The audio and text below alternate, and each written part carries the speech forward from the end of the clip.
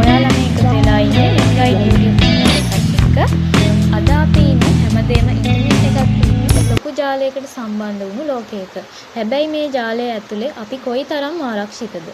ඔයාලගේ කම්පියුටර් එකට හරි ෆෝන් එකට හරි පිටතින් එන අනවශ්‍ය බලපෑම් නවත්තන්න තියෙන පළමු ආරක්ෂක පවුර ගැනයි අද අපි කතා කරන්නේ. අද නෙට්ගයිඩ් එකෙන් අපි සරලවම පැහැදිලි කරන්නේ මොකද්ද මේ ෆයර්වෝල් එකක් කියන්නේ සහ ඒක අපේ ඩිජිටල් ජීවිතයට වැදගත් වෙන්නේ කොහොමද කියලා. ඔයා තාමත් අපේ channel එකට අලුත් කෙනෙක් නම් මේ වගේ networking සහ තාක්ෂණික කරුණු සරලව සිංහලෙන් ඉගෙන ගන්න දැන්ම නෙට්ගයිඩ් YouTube channel එක subscribe කරලා bell icon එකත් click කරලා තියාගන්න. හරි අපි යමු වීඩියෝ එකට.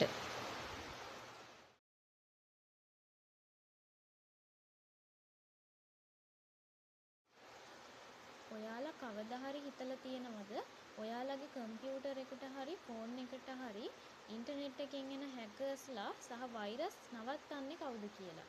අන්න ඒ ආරක්ෂකයාට තමයි අපි ෆයර්වෝල් එකක් කියලා කියන්නේ. අද වීඩියෝ එකෙන් අපි බලමු සරලවම මොකද්ද මේ ෆයර්වෝල් එකක් කියන්නේ කියලා. ඉතින් මම ඔයාලට සරල උදාහරණයක් ඉදිරිපත් කරන්නම්. ෆයර්වෝල් එකක් වැඩ කරන විදිහ තේරුම් ගන්න ලේසිම ක්‍රමය තමයි ඔයාලගේ ගෙදර තියෙන ගේට්ටුව. හිතන්න ඔයාලගේ ගෙදරට එන ඕනෑම කෙනෙක්ව ගේට්ටුව ළඟදී පරීක්ෂා කරන ආරක්ෂක නිලධාරියෙක් ඉන්නවා කියලා ගෙදර අය නම් ඇතුළට ගන්නවා. අඳුරන්නේ නැති කෙනෙක්, සැකසහිත කෙනෙක් නම් එළියෙන්ම නවත්තනවා. අන්න ඒ ආරක්ෂකයා තමයි ෆයර්වෝල් එක. මෙතනදී ගෙදර කියන්නේ ඔයාලගේ කම්පියුටර් එක හෝ නෙට්වර්ක් එක. පාර කියන්නේ ඉන්ටර්නෙට් එක.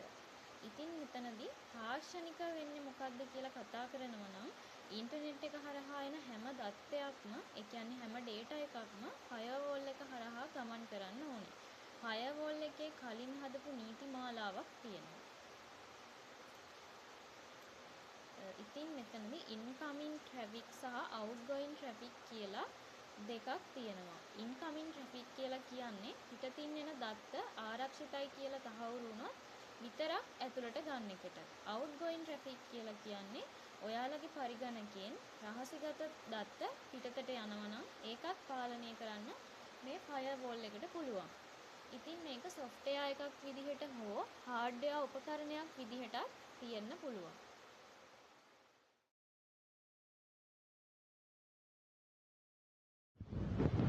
මේකෙදි අපි විශේෂයෙන්ම දැනගන්න ඕන දෙයක් තමයි ෆයර්වෝල් එකක් තිබුණා කියලා අපි ආරක්ෂිතයිද කියන කාරණය ගැන.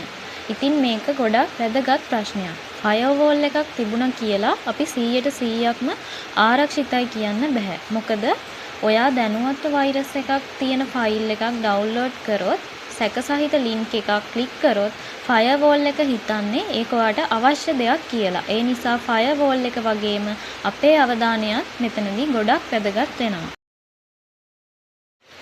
ඉතින් අපි අද සරලව ඉගෙන ගත්ත ෆයර්වෝල් එකක් කියන්නේ මොකක්ද කියලා. කෙටියෙන් කිව්වොත් ඒක ඔයාගේ පරිගණකයේ තියෙන ආරක්ෂකයා විදිහට හඳුන්වන්න පුළුවන්. මේකෙදි කරන්නේ නරක දත්ත බ්ලොක් කරලා හොඳ දත්ත විතරක් ඇතුල් කරගන්න එක. software සහ hardware විදිහට වර්ග දෙකක් තියෙනවා. ඔයාලගේ පරිගණකයේ ෆයර්වෝල් එක ඔන්ද කියලා අදම චෙක් කරලා බලන්න. මේ වීඩියෝ එක වැදගත් වුණා කියලා හිතනවනම් like එකක් දාන්න. ඔයාලගේ යාළුවන්ටත් බලන්න share කරන්න. මේ වගේ තවත් තාක්ෂණික වීඩියෝ බලන්න අපේ channel එක subscribe කරන්න. ඊළඟ වීඩියෝ එකෙන් හමු වෙනකන් ගිහින් එන්නම්. සුබ දවසක් හැමෝටම.